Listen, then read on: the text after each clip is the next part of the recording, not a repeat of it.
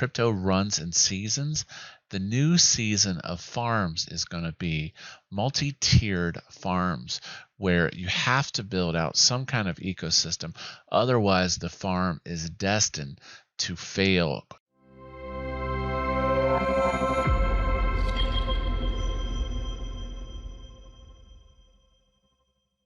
Cryptoslo with more crypto gains. What's going on, guys? Hope you're doing well, staying safe out there.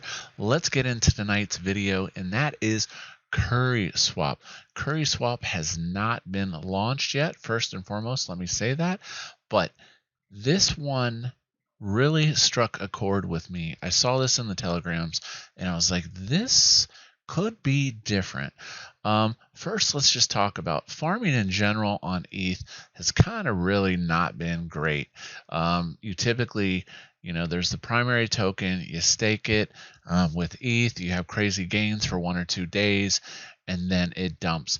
Every once in a while, we see a unicorn and it moons, which is great, but typically you get wrecked on ETH 50-50 pulls just from the primary decay of that asset. So why do I think CurrySwap could be very, very big? Well, as you know, I'm a big bankroll farmer. Love farming on bankroll.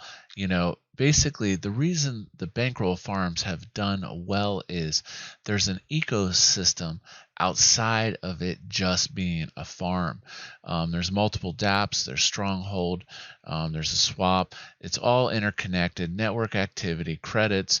I mean, the list goes on, and that's why bankroll has been successful. So in essence, you need a second tier to the farm, and this is kind of like how I've talked about how crypto runs in seasons. The new season of farms is going to be multi-tiered farms where you have to build out some kind of ecosystem. Otherwise, the farm is destined to fail, and fail quickly typically. So let's talk about CurrySwap. So right off the bat, there has not been a token supply announcement, so I don't know what it is. It's to be determined. But what's so interesting is it's going to combine multiple elements: staking, NFTs, yield farm, and auction lobby. Yes, so if Hex had a baby, Hex mated with a farm, and you have CurrySwap. So basically, as you mine the Curry token, you can take that token as it's mined and enter auction lobbies where you can earn ETH. So let's get this.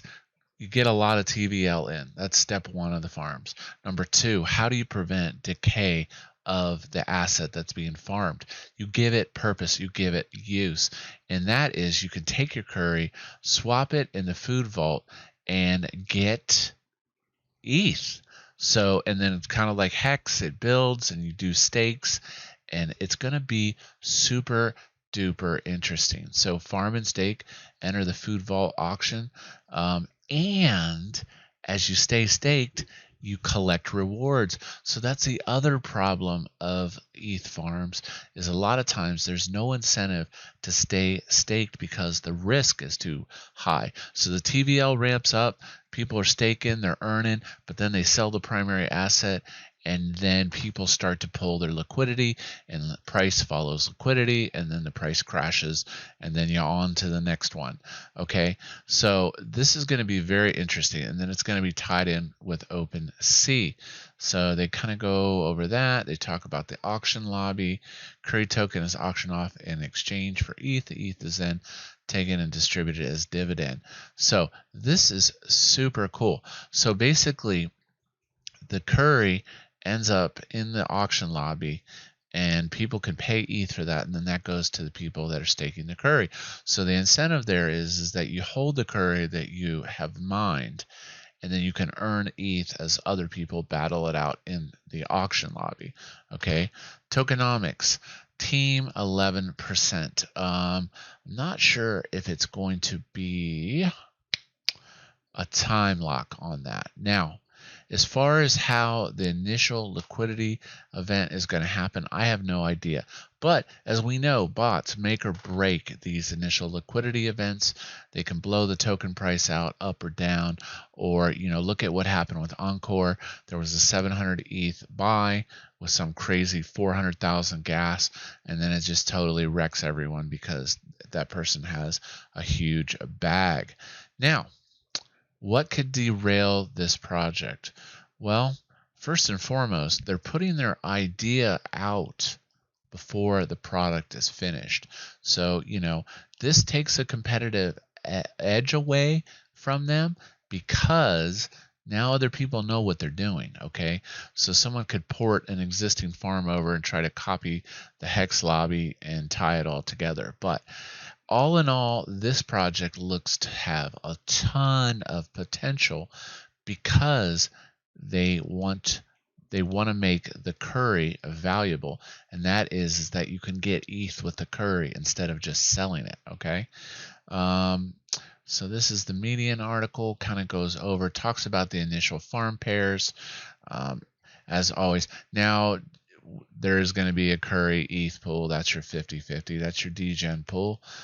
It might have a bonus factor. I'm not really sure.